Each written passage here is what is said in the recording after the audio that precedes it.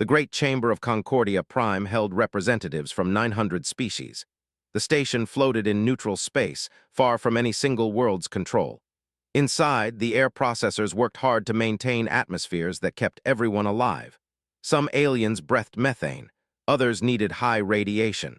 Humans just needed oxygen and reasonable pressure. Ambassador Daniel Carter stood alone at the center platform. Around him, in circular rows that rose up like an ancient arena, sat the members of the Galactic Council. Some had scales, some had fur, some were made of living crystal, some floated in tanks of liquid. All of them were staring at him. Daniel was 50 years old with gray hair and calm eyes. He wore a simple black suit, nothing fancy. His hands rested at his sides. He had been Earth's ambassador for 12 years. He knew what was coming. They called the session to order. They were old, perhaps the oldest species in the galaxy. They looked like tall, thin beings of pure light, though Daniel knew they were solid enough. This voice echoed through translation devices that every species wore.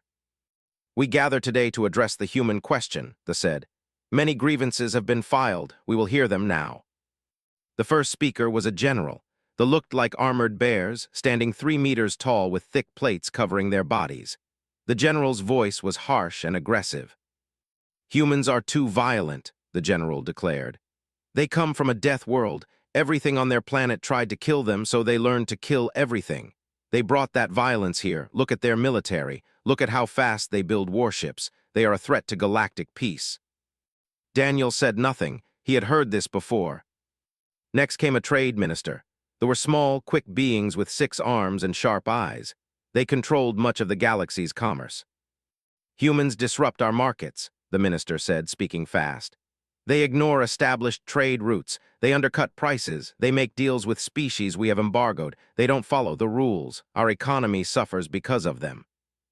A representative spoke next. There were delicate, almost transparent beings who came from a low-gravity world with gentle weather. The representative's voice trembled. "We fear them," they said quietly. "They are so strong, so resilient. Their world tried to kill them every day and they survived. They eat poison for pleasure. They breathe corrosive oxygen. They live in crushing gravity. What if they turn that strength against us?" Speaker after speaker rose. The complaints varied, but the theme was the same. Humans were too much, too aggressive, too fast, too unpredictable, too dangerous. Daniel listened to all of it. He did not interrupt. He did not show anger. He simply stood and waited. After 2 hours, they turned to him. "Ambassador Carter, you may now speak in Earth's defense." Daniel stepped forward. He did not raise his voice. He did not need to. "Honored representatives," he began. "I have listened to your concerns. I will address them simply. Yes, humans come from a difficult world, but that taught us to value life, not to destroy it. Yes, we build ships quickly, but we have used those ships to protect trade routes that many of you use. Yes, we compete in trade, but we have also shared our technology freely, asking nothing in return." He paused, looking around the chamber. "In the 30 years since humanity joined galactic civilization, we have fought beside you against pirates. We have sent aid to colonies suffering from famine. We have rescued ships in distress, regardless of species. We have shared our medical knowledge, our agricultural techniques, our industrial methods. All of this we did as friends." The chamber was quiet. "But I understand your fear," Daniel continued. "You look at us and see something you don't understand. We heal from injuries that would kill many of you. We live in conditions you find hostile. We solve problems through methods you consider reckless. You are right. We are different. And if our difference frightens you, then perhaps we should not be here." They leaned forward. "You acknowledge that humans are a threat." "No," Daniel said firmly. "I acknowledge that you perceive us as one. There is a difference. But perception drives action, and if the Council believes humanity should leave, then we will respect that decision." The general stood abruptly. "This is not about respect. This is about safety. The Council must vote on whether humanity remains in galactic civilization or is expelled." They nodded. "Very well, let us vote. The question is simple. Should humanity be expelled from galactic space, required to withdraw all presence beyond their home system, and prohibited from contact with galactic civilization?" Daniel watched as the voting began. Each species had 1 vote. The board lit up with colors: green for no, red for yes, blue for abstaining. The red lights dominated. They spread across the board like blood in water. When the count finished, the result was clear. 847 species voted yes, 12 voted no, 43 abstained. Read the result aloud. By overwhelming majority, the Council votes to expel humanity. Earth will have 6 standard months to withdraw all human presence from galactic space. All colonies beyond the Sol system must be abandoned. All ships must return to Earth. All contact with galactic civilization must cease. The chamber filled with sound. Some species cheered, some looked uncomfortable. A few of the species that had voted no appeared distressed. They looked at Daniel. "Ambassador Carter, does Earth understand the Council's decision?" Daniel stood perfectly still. His face showed no emotion. Around him, 900 species waited to see how humans would react. Would they beg? Would they threaten? Would they argue? Daniel simply nodded once. "Humanity understands completely," he said. His voice was steady and clear. "We accept your decision. We will comply with all requirements. We will withdraw from galactic space within the time given." He paused, then added words that would echo through the galaxy for years to come. "We wish you well." Then Daniel Carter turned and walked toward the exit. His footsteps were the only sound in the silent chamber. He did not look back at the Council. He did not hesitate. He simply walked out, leaving the assembled galaxy behind. Behind him, the chamber erupted in confused noise. The general looked satisfied. The minister looked uncertain. The representative seemed relieved but worried. They watched the human ambassador disappear through the door. Something about the human's calm acceptance troubled the ancient being. They had been part of the galaxy for millions of years. They had seen countless species rise and fall. They knew what defeat looked like, what desperation sounded like, what fear smelled like. Daniel Carter had shown none of those things. They had expected the humans to fight the decision, to argue, to plead. Instead, the human had simply accepted it and walked away. For the first time in a very long time, they felt a small tremor of doubt. Outside the chamber, Daniel Carter entered his ship and sent a message to Earth. It was brief and direct. "The vote is done. We are coming home. Begin preparations for withdrawal. This is not the end. This is a beginning." Earth received the message and began the largest movement of people in human history. There was no panic. Commander stood on the bridge of the New Horizon, watching screens that showed the biggest human operation ever attempted.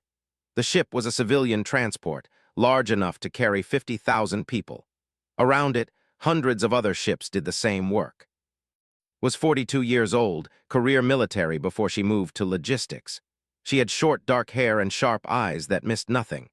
Right now, those eyes tracked the movement of 6 million humans across 200 worlds. "Status report," she said. Her second officer, Lieutenant Brandon Cole, read from his display. Brandon was young, only 25, with the kind of enthusiasm that remembered having once. "Colony 7 has completed evacuation.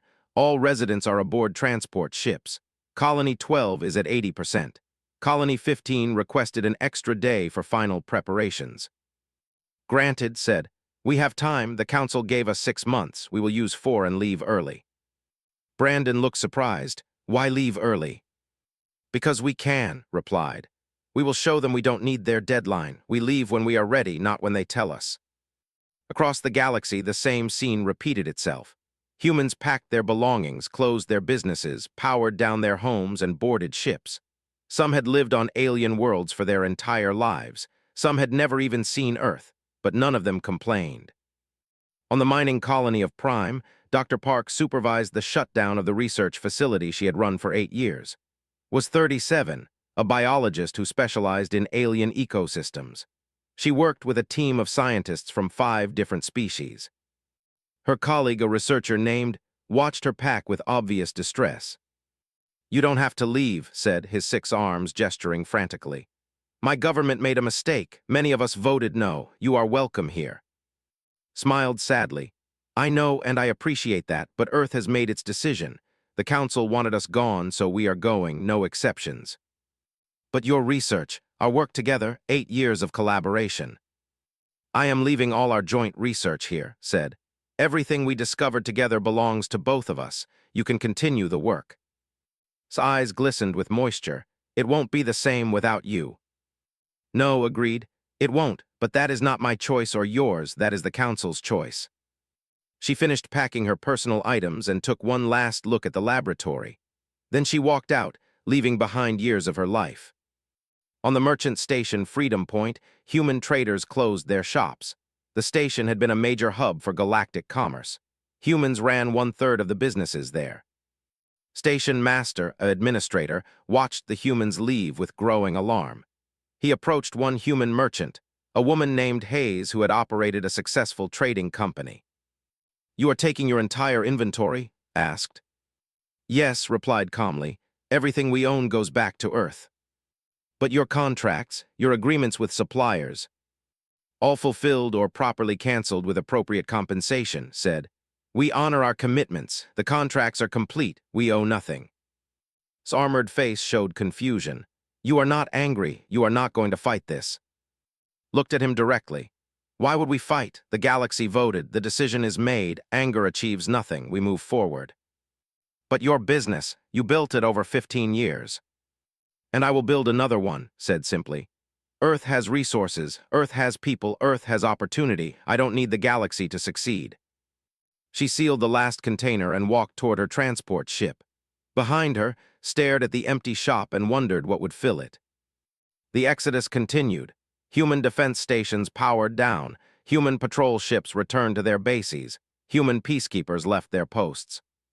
Admiral Fletcher commanded the military withdrawal. He was 55, a veteran of the border conflicts with pirates. From his flagship Defiant, he coordinated the return of every human military asset. "Sir," Brandon Cole reported from his position on a patrol ship, "the sector is requesting we maintain patrols for another month. They say pirate activity has increased already." Said without hesitation, "We were expelled. We are not the galaxy's security force anymore. They wanted us gone. They get their wish.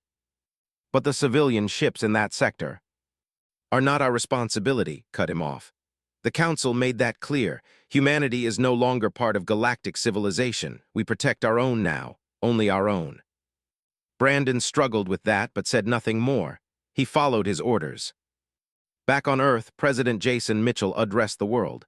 Every human on the planet and across the colonies watched. Jason was 60, gray-haired and serious, but his eyes held determination, not defeat. "My fellow humans," he began, "you all know what happened at Concordia Prime. The Galactic Council voted to expel us. They gave us 6 months to leave. We will leave in 4.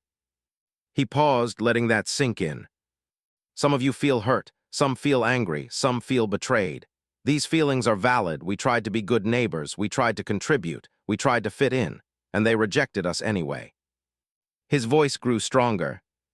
"But I want you to understand something important. This is not the end. This is freedom. For 30 years, we have followed galactic rules. Rules about where we can go. Rules about what we can build. Rules about how fast we can expand. Rules that limited us because other species were afraid of what we might become." Jason smiled slightly. "Those rules are gone now. The galaxy expelled us from their civilization. They released us from their restrictions, and now we will show them what humanity can truly do." The broadcast showed images of the Sol system, ships under construction, new colonies on Mars and the moons of Jupiter, asteroid mining operations expanding at incredible speed. "We are coming home," Jason continued. "All 6 million of you in the colonies, all of our ships, our resources, our technology, we are bringing it all back to human space. And then we are going to build something the galaxy has never seen before." He leaned forward, speaking directly to the camera. "The galaxy thinks we need them. They are wrong. We are humans. We survived ice ages and plagues. We survived wars and disasters. We explored our entire world when we didn't even know what was beyond the next valley. We reached our moon with computers less powerful than the devices we carry in our pockets. We have never needed permission to succeed. We have never needed approval to thrive." His voice rang with conviction. "The galaxy voted to expel Earth. They thought they were punishing us. They were setting us free." Across human space, people heard his words and stood. The hurt began to fade. The anger turned to determination. 3 months into the withdrawal, the galaxy began to notice problems. Pirate attacks increased by 200%. The routes humans had patrolled were now vulnerable. Ships traveled in fear. Trade slowed in sectors where human merchants had operated. Prices rose. Goods became scarce. Research facilities that had relied on human scientists struggled. Projects stalled. Discoveries stopped. On Concordia Prime, the Galactic Council convened in emergency session. The trade minister stood to speak. The economic impact is larger than we predicted, the minister admitted. Human trade was supporting more activity than our models showed. Without them, several sectors face recession. The general refused to show concern. Temporary adjustment, other species will fill the gap. Will they? The challenged. Humans work trade routes that other species considered too dangerous or unprofitable. Who will replace them there? A delegate from a small mining world spoke up. Human engineers maintained our extraction equipment. They are gone now. Our production has dropped 40%. We cannot find replacements. Similar reports came from dozens of worlds. The pattern was clear.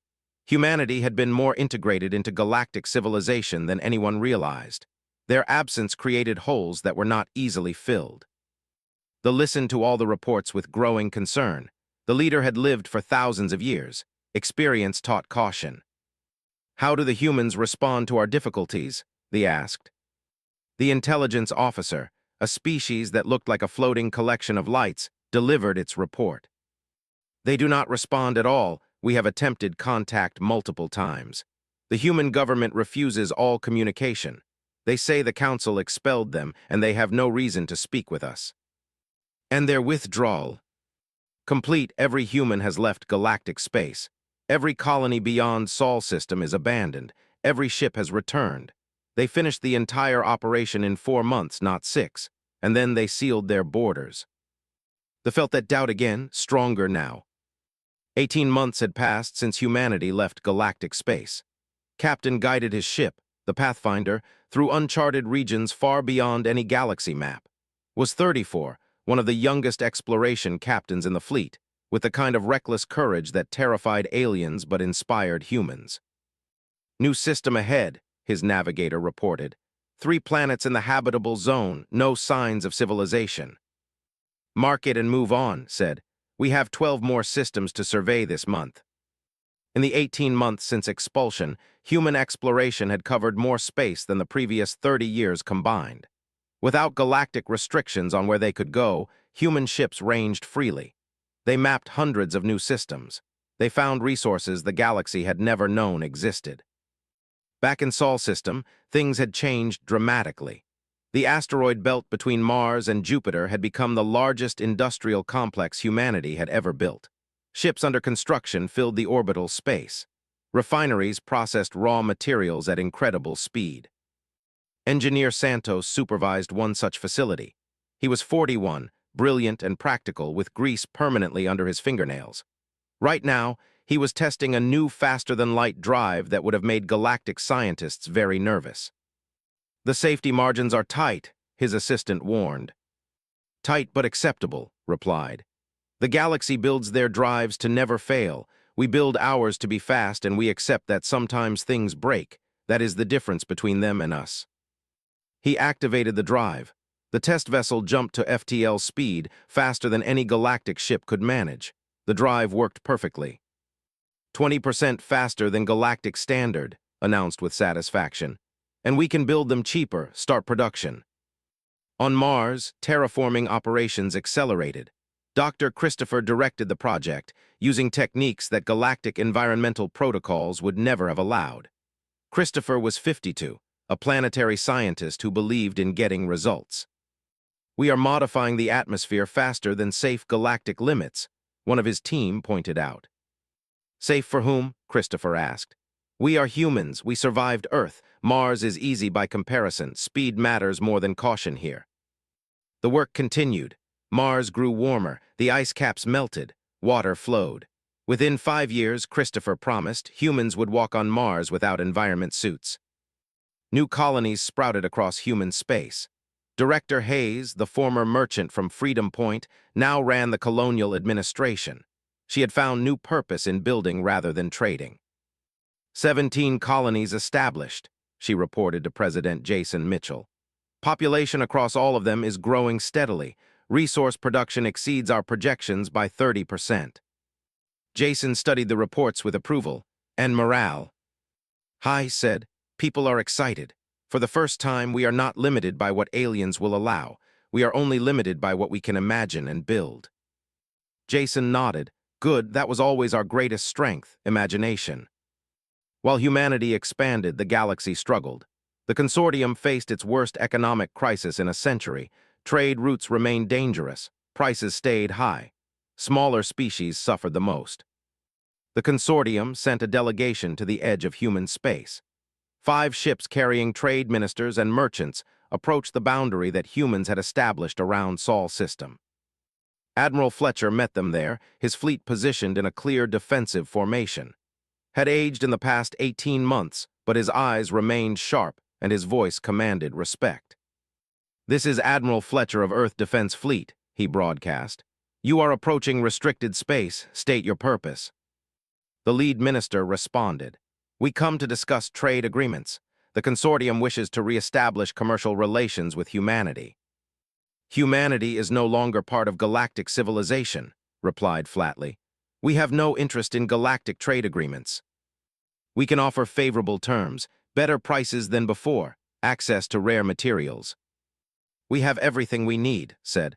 "We mine our own materials, we build our own ships, we grow our own food. What exactly do you think we need from you?" The delegation went silent. They had expected negotiation. They had prepared offers. They had not prepared for complete disinterest. The minister tried again. "Surely there must be something humanity wants, some resource, some technology." "If there is," said, "we will develop it ourselves or find it ourselves. That is what we do. We solve our own problems." "But cooperation benefits both sides." "It does," agreed. "When both sides are equals, the galaxy made it very clear that they did not see us as equals. They saw us as a threat to be expelled. That decision has consequences." The minister's voice took on a desperate tone. "The consortium made a mistake. Many species regret the vote. Surely we can move past this." His response was cold and final. "You can move past it. We already have. Humanity does not need the galaxy. You made sure of that when you kicked us out. Now live with your decision." The transmission ended. The ships waited at the boundary for 3 hours, hopping for reconsideration. None came. Eventually, they turned and left. Back on Concordia Prime, the Galactic Council faced mounting problems. The military reported increased pirate activity across 50 sectors. Small species called for protection that they could not provide. The economic situation worsened. They called for a private session with the Council's leadership. Around a secure table sat the general, the minister, and representatives from the other major powers. "We must address the human situation," they said. "Our intelligence shows they are thriving. Meanwhile, we struggle with problems they once helped solve." The general refused to admit error. "We are adjusting. It takes time." "It has been 18 months, the minister snapped. "Our economy is still in crisis. Human merchants created stability we took for granted. Without them, the system is failing." A delegate from the Confederacy added their concern. "Our border worlds report that human exploration ships are finding resources in unclaimed space. They are expanding rapidly. Soon they will have more territory than many council species." "They were supposed to collapse without us," another delegate said quietly. "We thought they needed galactic civilization. We were wrong." They had known this from the beginning. The calm way Daniel Carter had accepted expulsion. The organized withdrawal, the complete silence since, all of it pointed to one conclusion.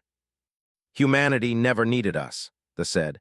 "They stayed in galactic civilization because they chose to, not because they had to.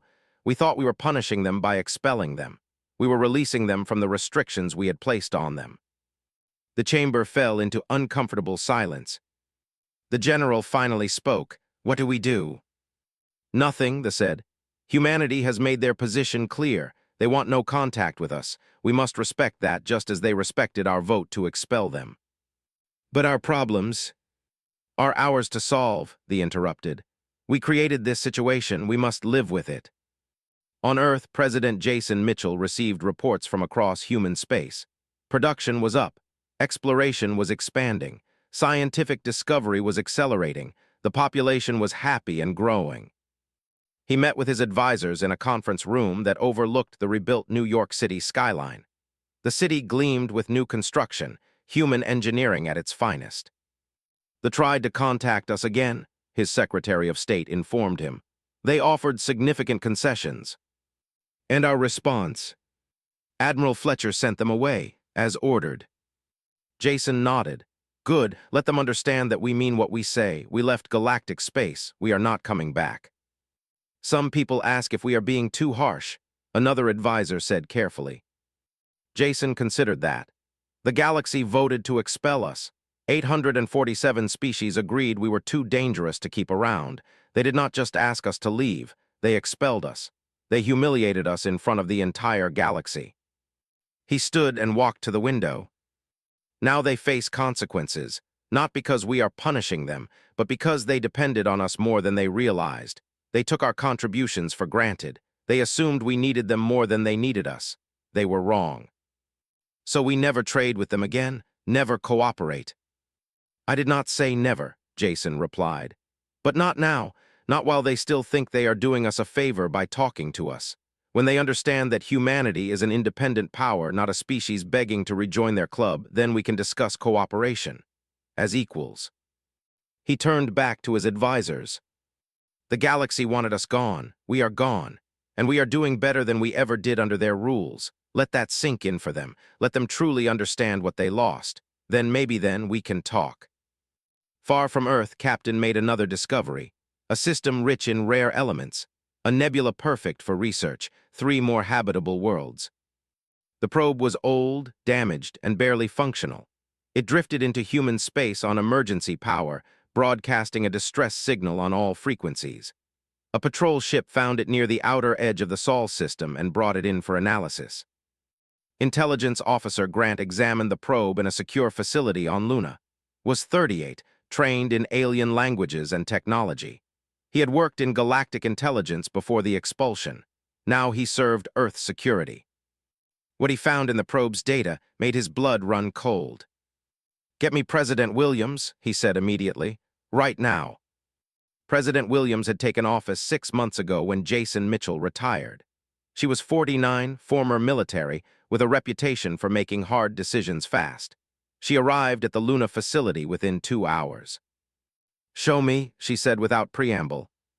Displayed the probe's contents, images of devastated worlds, sensor readings of massive alien ships, battle reports from dozens of engagements. All of it pointed to one conclusion. "They call them the Devourers," explained. "They appeared in the Outer Rim 8 months ago. No one knows where they came from. They attack worlds, strip them of all biological matter, and move on. They leave nothing alive, not plants, not animals, nothing." Study the images, entire planets reduced to barren rock, cities destroyed, billions dead. "How many worlds have they hit?" 47 confirmed, said. "Probably more. The galaxy is in chaos. The military has fought them 12 times. The lost every engagement." Looked sharply at him. "The lost, the strongest military force in the galaxy. Devourer technology is beyond anything the galaxy has. Their ships are faster, their weapons stronger, their defenses better. The galactic forces cannot stop them." Brought up another file. "This is the official message from the Galactic Council. They sent it with the probe." Read it in silence. The message was desperate. The Council begged humanity for help. They offered full reinstatement. They offered apologies. They offered anything humanity wanted. They admitted they were wrong to expel Earth. They admitted they needed humanity. They pleaded for assistance. "How long ago was this sent?" asked. 3 weeks. The probe took that long to reach us." Calculated quickly. "So the situation is probably worse now." "Almost certainly." She stood silent for a long moment thinking, waited. He knew what she was considering. Humanity owed the galaxy nothing. The galaxy had expelled them, rejected them, humiliated them. But billions of lives were at stake. "Call a meeting," said finally. "Full cabinet, military leadership, scientific advisors, everyone. We meet in 6 hours." The meeting took place in the secure war room beneath Geneva. Around the table sat the most powerful people in human civilization. Admiral Fletcher represented the military. Santos represented the scientific community. Ambassador Morgan, who had replaced Daniel Carter, represented diplomatic interests. President Williams laid out the situation without sugar-coating anything. "The galaxy that expelled us is dying, An enemy they cannot defeat is destroying them. They are begging us for help. Admiral Fletcher spoke first. We have no obligation to help them. They made their choice. They should live with the consequences. Billions of innocent people are dying, Ambassador Morgan countered. People who had no say in the expulsion vote. Children, families, should they pay for their government's mistakes? We are not responsible for protecting the galaxy, Fletcher replied. We protect humanity. That is our job. Santos raised a practical point. These devourers are moving through galactic space now, but eventually they will reach human space. If they can defeat the fleet, they can defeat us too. This is not just about the galaxy. This is about our survival. That changed the discussion. Several people nodded. So we help them to help ourselves? Someone asked. Partially, said. But I want to be clear about something. If we do this, we do it on our terms, not because the galaxy ordered us. Not because we are begging to rejoin their civilization. We do it because it aligns with human values and human interests. She looked around the table. We are the species that runs toward danger to help others. We are the species that fights for those who cannot fight for themselves. That is who we are. The galaxy tried to take that away from us when they expelled us. They failed. We are still humans. We still choose to do what is right. Fletcher considered that, and the terms. We command the defense, said firmly. Not the council, us. Humanity decides strategy, tactics, and operations. The galaxy follows our orders or they fight alone. They will never agree to that, someone said. Then they die, replied coldly. They can choose pride or survival, not both. The debate continued for hours. Arguments went back and forth. Eventually, a consensus emerged. Humanity would help, but on humanity's terms. Sent the response through the fastest courier ship humanity had. The message was brief and direct. Humanity will engage the devourer threat. We do this not because you asked, but because we choose to. You will accept human command of all defense operations. You will follow human orders without question. You will provide full intelligence and resources. If you agree to these terms, send confirmation within 24 hours. If you refuse, we will prepare to defend our own space and you will face the devourers alone. The galaxy received the message with shock. Human command, human orders, the idea was unthinkable. The general argued against it. Several species protested. Then another world fell to the devourers, then another. The protests stopped. The Galactic Council sent their confirmation in 18 hours. They agreed to everything. Humanity mobilized faster than the galaxy thought possible. Within 1 week, Admiral took command of the combined human and galactic forces. Had led the Exodus 18 months ago. Now she would lead the war. She stood on the bridge of her flagship, the new battleship Determination, and reviewed her forces. 300 human warships, the best Earth had built.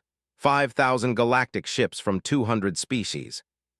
Her second-in-command was now Captain Brandon Cole, promoted for his service. Brandon had grown in the past 2 years. He was no longer the enthusiastic young officer. He was a veteran who understood the cost of command. The galactic forces are confused by our tactics, Brandon reported. They say we are too aggressive, too willing to take risks. They can say what they want, replied. This is war. We fight to win, not to minimize casualties. The galaxy fought defensively and lost every battle. We will fight offensively and see what happens. She studied the tactical displays, showing devourer movements. The galaxy has been reacting to devourer attacks. Always defensive, always too late. We are going to change that. How? Smiled grimly. We are going to attack them first. The plan was insane by galactic standards. Instead of defending worlds and waiting for the devourers to strike, humanity would locate the devourer fleet and attack it directly. Deep strikes, aggressive tactics, acceptable losses. The galactic commanders protested. Too risky, too dangerous, too many casualties. Listened to their concerns, and then gave her orders anyway. We are humans, she told them. We have been fighting and dying for causes we believe in since we lived in caves. We do not fear sacrifice when the cause is just. You asked for our help. This is how we fight. Accept it or stand aside. They accepted it. 3 days later, human scout ships located the main devourer fleet. 50 massive ships, each larger than any human vessel.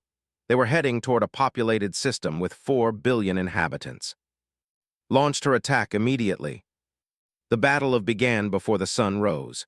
Human ships jumped into the system at maximum speed, weapons already firing. The Devourers responded with devastating firepower. The first wave of human ships took horrible casualties. 20 ships destroyed in the opening minutes. But they achieved their objective. They forced the Devourer fleet to turn and fight instead of attacking the planet. The second wave hit from a different angle, more casualties, but the Devourer formation began to break apart. The third wave targeted the Devourer command ships specifically. Human torpedoes, designed by Santos using human risk calculations, penetrated Devourer shields.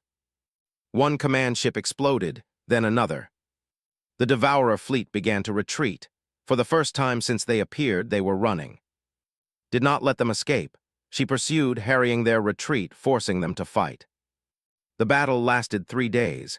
Humanity lost 40 ships and 8,000 people, but the Devourers lost 15 ships and were driven from the system. 4 billion lives were saved.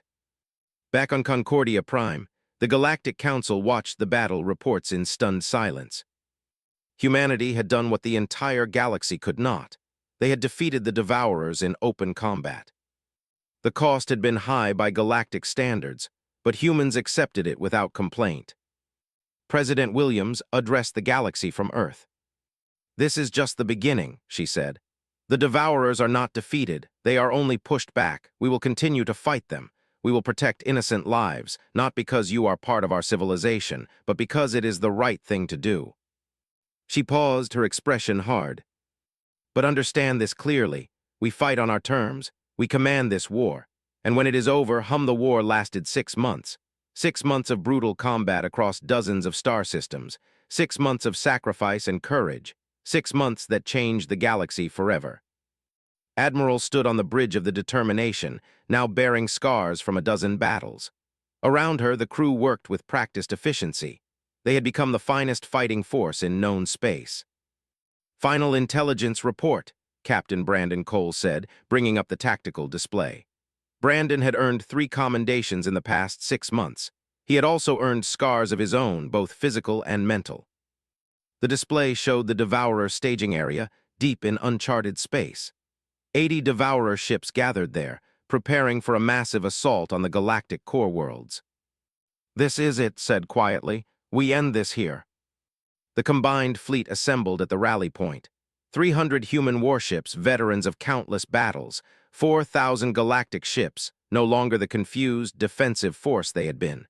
Humanity had taught them how to fight. Dr. Santos sent his final technical briefing from his laboratory on Earth. He looked exhausted but satisfied. "The weapon is ready," he reported. "Dr. Park and I completed the final tests. It works." The weapon exploited a weakness in Devourer biology that human scientists had discovered. The galaxy's more conservative researchers had considered the weapon too dangerous to develop. Humans built it anyway. "Deploy it according to the battle plan," ordered, "and good work." "Just bring everyone home safe," replied. Wished she could promise that. She could not. The fleet jumped to the Devourer staging area, and the final battle began. The Devourers fought with desperate fury. They had never faced an enemy that could match them. Humanity not only matched them, they exceeded them in the one thing that mattered most in war, the willingness to sacrifice. Human ships drove forward into impossible odds. Crews fought damaged vessels long past when galactic forces would have abandoned them. Captains made choices that cost their own lives to save others. Captain commanded a destroyer on the front line. His ship took critical damage in the first hour, but he kept fighting. When his weapons failed, he used his crippled ship as a battering ram, destroying a Devourer cruiser before his crew evacuated. Commander Hayes, now leading a Marine assault team, boarded a Devourer supply ship and destroyed its reactor from the inside. She and her team died in the explosion, but they took out a ship carrying enough resources to supply the Devourer fleet for months. Dr. Christopher, who had been terraforming Mars, volunteered to pilot the prototype weapon delivery system. It was a one-way mission. He knew it. He did it anyway. "For everyone who cannot fight for themselves," he said before launch. Those were his last words. The weapon worked. Christopher's sacrifice created a cascade effect that devastated the Devourer fleet.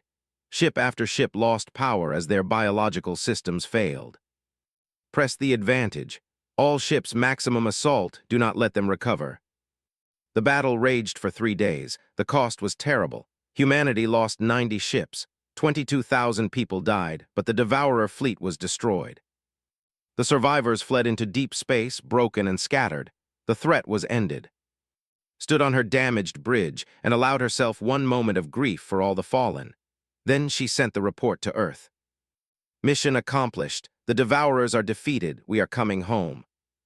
The galaxy celebrated.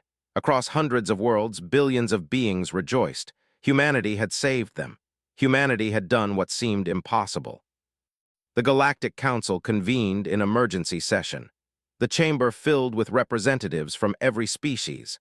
All of them wanted to honor humanity, to thank them, to bring them back into galactic civilization. They stood to speak, and the chamber fell silent. "We owe humanity a debt we can never fully repay," the ancients said. "They saved us when we had rejected them. They sacrificed their people for ours. They fought with courage we did not know existed." They paused, looking around the assembled species. 2 years ago, we voted to expel humanity. 847 species agreed they were too dangerous to keep among us. We were fools. Murmurs ran through the chamber. They raised a hand for silence. We judged humans by their strength and their aggression. We feared what they might become. We did not see what they already were: protectors, defenders, heroes. The general, who had argued most strongly for expulsion, stood slowly. "Thee is correct. We were wrong. I was wrong. I called humans too violent, too dangerous. I did not understand that violence in defense of others is not the same as violence for conquest. Humans fight for what is right, not for what benefits them." The general looked directly at where Ambassador Morgan sat in the observation area. "Humanity, we beg your forgiveness. We beg you to return to galactic civilization. We offer you full membership, seats on the council, control of defense operations, anything you want. Just please do not leave us again." The chamber erupted in agreement. Species after species stood to voice support. They offered tributes, territories, technology, wealth, everything they could think of to convince humanity to stay. Ambassador Morgan let them finish. She was 45, chosen to replace Daniel Carter because she had the same calm strength. She had watched the war from Earth, knowing friends who died in battle. When the chamber finally quieted, she stood. "On behalf of humanity, I thank you for your words," she began.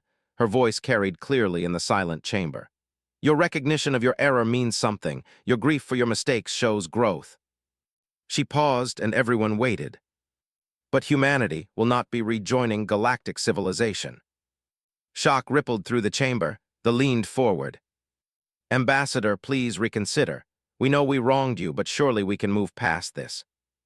"You can move past it," said. "You already are, but you misunderstand our position. We are not refusing out of anger or desire for revenge. We are refusing because we have found something better."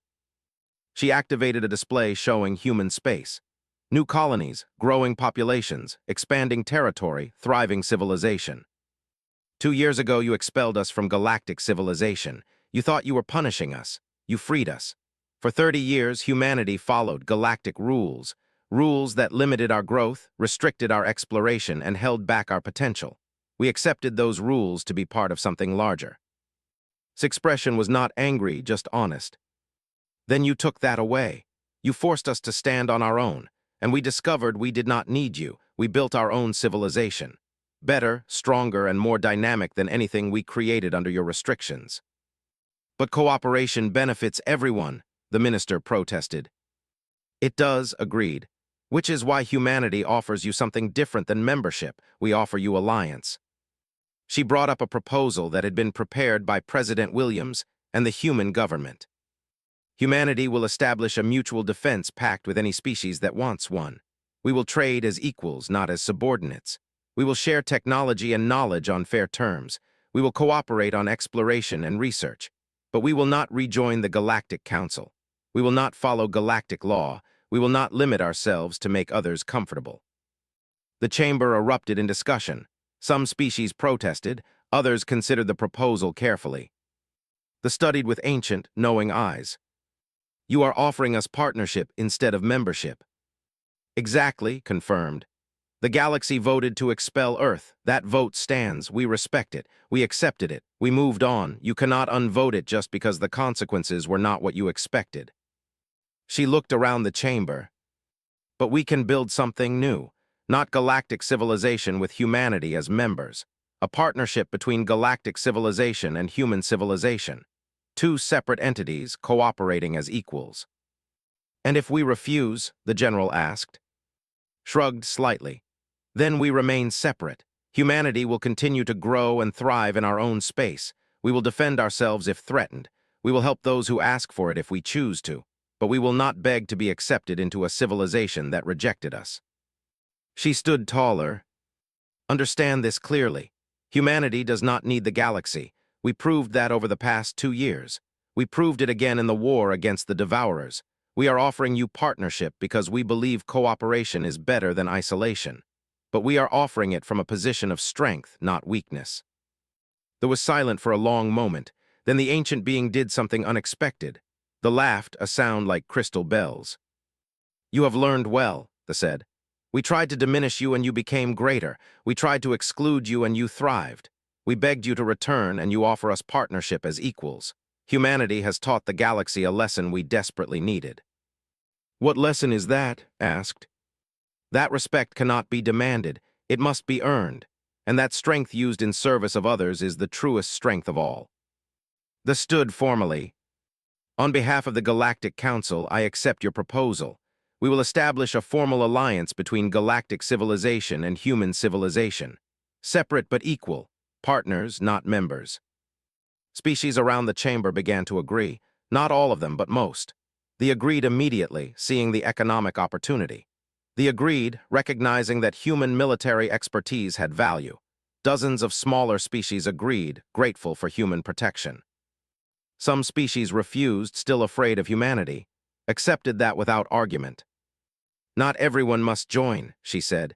Those who want partnership, welcome. Those who do not, we wish you well. She gathered her materials and prepared to leave. Ambassador, the called out. When Daniel Carter left this chamber 2 years ago, he walked out without looking back. Will you do the same? Smiled slightly. No, she said. Daniel walked out because humanity had no reason to look back. We were leaving something that rejected us. She turned and looked at the assembled galaxy. Today I look back because we are not leaving. We are beginning something new, a partnership between equals that deserves acknowledgement. Then she turned and walked toward the exit. She paused at the doorway, looked back once more, smiled, and continued forward. Behind her, the Galactic Council began the work of building a new relationship with humanity. One based on respect, not fear. Partnership, not membership. On Earth, President Williams received the report and addressed the human population. 2 years ago, the galaxy voted to expel us, she said. They thought they were protecting themselves from a threat. They released us from restrictions we did not realize were holding us back. She smiled. Today, they asked us to return. We refused, not out of anger, but because we have built something better. We are no longer seeking acceptance from others. We are offering partnership as equals. The broadcast showed images from across human space. Thriving colonies, advanced technology, exploration ships mapping new frontiers, a civilization that had found its true potential.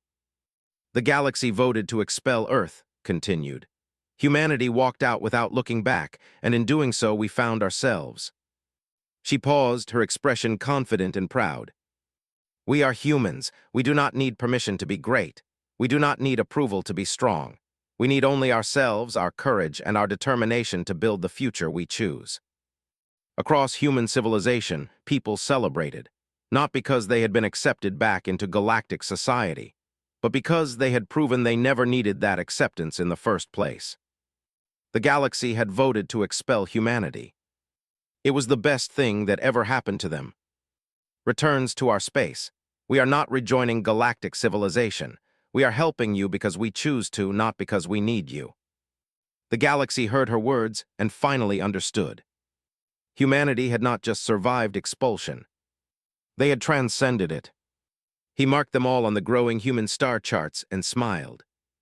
The galaxy had expelled humanity, thinking they were protecting themselves.